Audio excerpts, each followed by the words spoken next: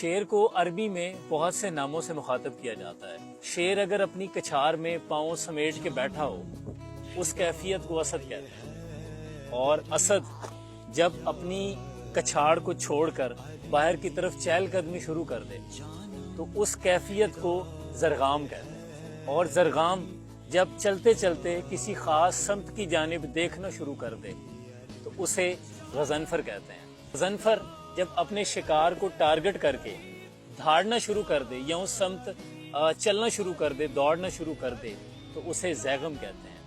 جب اپنے شکار کو دبوچ لیتا ہے تو اس کیفیت کو حمزہ کہتے ہیں۔ جب اپنے شکار کی اس طرح اس کی گردن کو ٹائٹ کرے کہ سانس لینا مشکل ہو جائے اس کیفیت کو عباس کہتے ہیں۔